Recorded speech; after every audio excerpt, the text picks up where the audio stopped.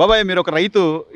ఈ పరిసరాల్లో రైతులు గాని, పొలాలకు గాని, లేకపోతే పొలాలకు సంబంధించిన పనులు చేసుకోవడానికి గాని అసలు ఎంత ఇబ్బందులు ఉండేవి గతంలో? నరకం చూసామండి. ఆడు తిరిగి రావాలంటే గంటన్నర పట్టేది టైం. షార్ట్ కట్ శాలలోకి రావాలంటే బంధించేవాళ్ళు. ఏ కార్డు ఉందా అదని ఇదని చిత్రహింసలు పెట్టారు. ప్రశాంతంగా ఉంది. తెల్లారేటప్పుడు పనులు చేసుకుంటా హ్యాపీగా జీవిస్తున్నాం ఇప్పుడు.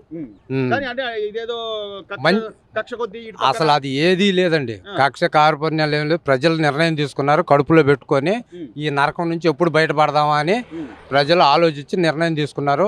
ప్రశాంత సురక్షితంగా ఉండాలి ప్రజలు. ఇప్పుడు సీఎం అనే వ్యక్తి ప్రజలకు అందుబాటులో ఉండాలి, ప్రజలకి ఏ ఇబ్బందులు పెట్టకుండా వాళ్ళకి ఫ్రీగా ఏదైనా కావాలంటే ఇంకా చేసేలా ఉండాలి. కానీ మొత్తం బారికేడ్లు పెట్టేసేసి ఎక్కడికక్కడ ఆపేసి అసలు ఈ నిర్బంధం మీరు గమనించారు? ఎప్పుడైనా అనుకున్నారు ఇట్లా ఉంటది? మనకి చరిత్రలో లేదు, ఇక్కడ ఎక్కడ ప్రపంచంలోనే లేదు ఇంత కట్టుదిట్టంగా. ఈ తెల్లారులు అయితే 4ంటికి లేచి పనులు చేసుకోవాలంటే అడు తిరిగి రావాలి.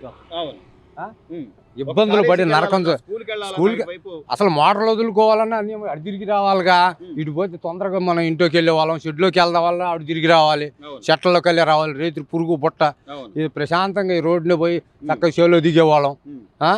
దేవుడు మా యందుండి ఈ కష్టాల నుంచి ఒడ్డెక్కించాడు. కానీ ఓటేసేటప్పుడు ఆలోచించారా? అంటే మనలో తిరిగిన వ్యక్తి, మన బుగ్గలు పట్టుకున్నాడు, మన చేతులు పట్టుకున్నాడు, నాకు ఒక ఛాన్స్ అన్న వ్యక్తి ఈ రోజున ఇంత నియంతృత్వంగా ఎక్కడా కూడా జనాలకు కదలనీయకుండా, లేకపోతే ఆయన మీద ప్రశ్నించకుండా, ఏది కూడా మాట్లాడకుండా చేస్తాడని ఎప్పుడైనా అనుకున్నారా? ఇంకా ఊహించని సాగండి. రాజశేఖర రెడ్డి గారి కన్నా భారీ ఎత్తుగా బ్రహ్మాండంగా చెప్పి రాష్ట్రాన్ని పరిపాలన చేస్తున్నాడని అని నమ్మించి మేము ఓట్లు వేసి గెలిపించుకున్నాం. కానీ ఇంత కిరాతకంగా ఇంత నరకం చూపిస్తాడనేది చరిత్రలో లేదు. తెలుసుకున్నారు. కానీ నేను కూడా ఈ విజయవాడ నుంచి మంత్రాలయం దాకా సర్వే చేసుకుంటా, అమ్మ జగనన్న పరిపాలన ఎట్టుంది, మళ్ళీ ఒకసారి గెలిపించుకొని అభివృద్ధి చేస్తున్నాడు, పథకాలు ఇస్తున్నాడు అని అంటే జనం కొట్టడానికి వచ్చారండి. నరకం చూసాం. పెద్ద ఆయన గౌరవించాము. ఇంటి మీద కప్పు వేసుకోలేకపోయాం ఇసుక లేక. ఈ రేకుల్లో మగ్గి సస్తున్నాము. ఆ భగవంతుడు ఎప్పుడు కన్ను తెరుస్తాడు అని ఇంతంత ఇచ్చేసి చేయనని నరకం చూశాడు మండి. ఆయన రైతు ఈ రోజున పోలవరం సమీక్ష గాని చంద్రబాబు నాయుడు గారు అన్నా క్యాంటీన్లో ప్రతి పేదవాడికి అన్న 5 రూపాయల భోజనం గాని, పొలం పనికి వెళ్ళి 5 రూపాయలు అయితే ఏడసోడ మొత్తం తిని నీళ్లు కట్టుకుంటూ ఉండేవాళ్ళం. అది దాటిని కూల్చేశాడు. ఇంత అన్నదానం కన్నా గొప్పది ఇక లేదు. అన్నదానం గొప్పది. ఆ అన్నదానం ఆ భగవంతుడు అన్నదానమే చేశాడు. ఆయన మా ఆస్తులకి ఆయన బొమ్మ ఏంటండి, గవర్నమెంట్ ముద్ర వేయాలి. కానీ మా ఉండ కాతి కూర్చొని 1/2 ఎకరం చెంటు నేల కూడా ఆయన బొమ్మ వేసుకుంటే ఇంకా రేపు ఇది తీసుకెళ్ళి తాకట్టు పెడితే మేమేమైపోవాలా, మా పిల్ల జల్ల మేమేమైపోవాలా? ఇంతమంది ముఖ్యమంత్రులు చేశారు, వాళ్ళ బొమ్మలు వేసుకున్నారండి. యథార్థం చెబుతున్నాం నడి రోడ్డు మీద ఉండి రైతుగా. అలాంటి వ్యక్తి మీరు ఎలా జగనన్నకు ఓటేయమని చెప్పి ప్రచారం చేశారు? మీరు చేశాడంటే రాజశేఖర రెడ్డి గారు ఇంత అరాజకం చేయలేదండి. 2019 అప్పుడు మీరు రూపాయి కూడా సంపాదించుకున్నామండి రాజశేఖర రెడ్డి ప్రభుత్వంలో. 5 ఏళ్లలో చూసాం. ఆయన ప్రభుత్వం పర్లేదులే అనుకున్నాం. ఆయన్ను మురిపిస్తాడని చెప్పి నమ్మాం. వయసు ఉంది, కుర్రాడు, రాష్ట్రాన్ని అభివృద్ధి చేస్తాడు, ఈ ముసలాయన అయిపోయాడు చంద్రబాబు, ఈయన కూడా చూద్దామని మనస్ఫూర్తిగా చూసి వేసామండి. ఇంత 5 ఏళ్లలో కోసాలు కదిలిపోయి నడువులు ఇరిగిపోయి నేల పట్టుకొని లెగుతున్నాం. ఇప్పుడు ప్రశాంతంగా హ్యాపీగా ఎక్కడ లేని హుషారు వచ్చింది. సార్ ఈ రోజున చిన్నపిల్లలను స్కూల్కి తీసుకెళ్లాలన్నా, లేకపోతే కేఎల్ యూనివర్సిటీ అని కానీ ఇటు పక్క నుంచి షార్ట్ కట్ అందరికీ కూడా పక్కనే ఉన్న రైతులకి పొలాలకు కానీ ఇదంతా 5 సంవత్సరాలు మేము అది అంతా చుట్టూ తిరిగి వచ్చి నానా ఇబ్బందులు పడ్డాం. ఈ రోజుతో ఈ అరాచకం అంతం అయిపోయింది. కానీ సార్ అంటే ఈ రోడ్డుకు సంబంధించి కనీసం కన్నెత్తి చూడటానికైనా మనకు అవకాశం లేదు. గతంలో అసలు మేము ఇదంతా చూడాలన్నా కూడా ఏమీ లేదు. ఇదంతా వారికి ఇళ్ళు ఉండేవి, అటు నుంచి వెళ్ళేవాళ్ళం. ఇదంతా ఆక్రమించేసి గవర్నమెంట్ ఉన్న రోడ్డు వెడల్పు కంటే ఎక్కువ అదనంగా ఆక్రమించేసి ఇదంతా సొంత ఇదిలాగా చేశాడు. కానీ ఇదంతా కూడా ఖర్చు ప్రజాధనమే కదా సార్? ప్రజాధనమే, ఖచ్చితంగా ప్రజాధనం. ఆయన గతంలో చేశాడు అంటే ప్రజల ధనాన్ని ఇంత దుర్వినియోగం చేయాల్సిన అవసరం ఉందంటారా? లేదు. కోట్ల రూపాయలు లేదు. దీని మీద ఒక కమిటీ వేసి అది ఖర్చు పెట్టారా లేదని నిగ్గు తేల్చాలి. రైట్. దీంతో పాటు సార్ ఈ రోజున జగన్మోహన్ రెడ్డి గారు సీఎం అయిన తర్వాత గత 5 ఏళ్ల కాలంలో ప్రజల్ని ఎవరైనా గట్టిగా మాట్లాడడానికి బయటకు వచ్చే పరిస్థితి లేదు, లేకపోతే ఒక అభివృద్ధి లేదు, ఉద్యోగాలు లేవు, ఏమీ లేదు. అంతా నాశనం. గవర్నమెంట్ ఉద్యోగస్తులు ఒక్క ఛాన్స్ అదే నాశనానికి అడిగాడు.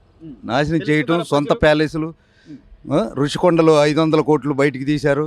అది ఇటాలియన్ మార్బుల్తో అన్నిటితో హంగులతో బాత్రూములు కూడా ఎంతో ఇదిగా చేసి అన్ని మొత్తం అంతా ప్రజాధనమే. ప్రజాధనానికి ఎక్కువ నాశనం చేయడానికి ఎక్కువ విలువ ఇచ్చారు. ఆలోచించే మొన్న ఓట్లేసి 11 సీట్లకు పరిమితం చేశారు. ఖచ్చితంగా ఈ ఋషికొండది కూడా బయటకు వస్తే ఆ 11 కూడా వచ్చాయి కదా. ఇంత ఇబ్బందులు కానీ లేకపోతే రోడ్ల వ్యవస్థ, ప్రజలు సామాన్యులే ఇబ్బందులు పడుతుంటే అంటే సీఎం అయినంత మాత్రాన ఇంత లగ్జరీగా ఇంత విలాసవంతంగా ప్రజాధనంతో అది కూడా పుట్టి పెరిగినాక ఈ రోడ్లో గత 50 సంవత్సరాల నుంచి తిరుగుతున్నా.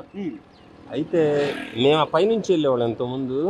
ఇప్పుడు గురువుగారు చెప్పినట్టు ఆ కట్ట మీద వెళ్ళటానికి వాళ్ళందరినీ కూడా ఖాళీ చేయించి వాళ్ళ నరకం చూపించి ఈ రోడ్డు ఏదో రాజమార్గం లాగా వేసుకుని ఎవడ బాబుగాడి సొమ్ము అండి ఇది, జనాల సొమ్ము. ఇప్పుడు పంచాయతీలో ఫండ్స్ అన్ని ట్రాన్స్ఫర్ చేయించుకొని ఇక్కడ రోడ్డు వేయించుకోవడానికా?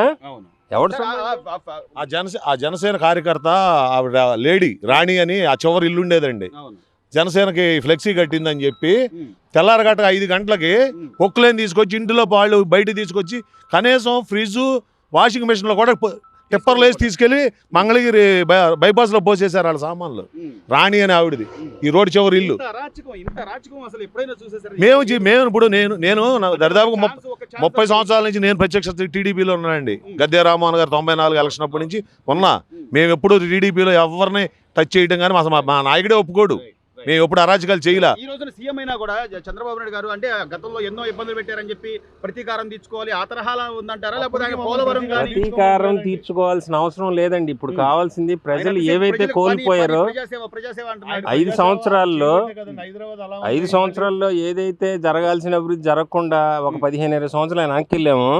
వాటి మీద దృష్టి పెట్టి ప్రస్తుతం మన నాయకులు కానీ మంత్రులు కానీ ఎవరైనా రాబోయే రోజుల్లో ఎంత త్వరగా దీన్ని ముందు డ్యామేజ్ని రికవరీ చేస్తే అందరం హ్యాపీగా ఉంటాం. ఆ ఉద్దేశంతో అందరం కూడా ఆ విధంగా ఓటింగ్ చేసాం. వాళ్ళకి తగిన బుద్ధి చెప్పారు. చాలా స్పష్టంగా మీరు గమనించే లేదో, ఫలితాలు వచ్చే రోజు వరకు ఎవరికి చెప్పలా ఓటు, ఎవరికి చెప్పలా. ఎంత కసితో చేశారంటే ఎవరు ఊహించలా, ఇటు వాళ్ళు కానీ అటు వాళ్ళు కానీ అసలు చెప్పుకోలేని పరిస్థితుల్లో అంత కసితో ఓటింగ్ చేసి ఇచ్చారంటే ఈ అవకాశం ఒక మంచి అవకాశంగా ఆయన సమర్థుడు కాబట్టి నాయకుడు గతంలో నిరూపించుకున్నారు. ఆల్రెడీ ఇక్కడ కూడా మనం ఒక మంచి రాష్ట్రాన్ని బంగారు స్వర్ణాంధ్రప్రదేశ్ అనే డెఫినెట్ గా ఆయన సారథ్యంలోనే అందరం కూడా చూడొచ్చు. మీరు చెప్పండి, అసలు ఇంత అరాచకం ఎప్పుడైనా చూసారా?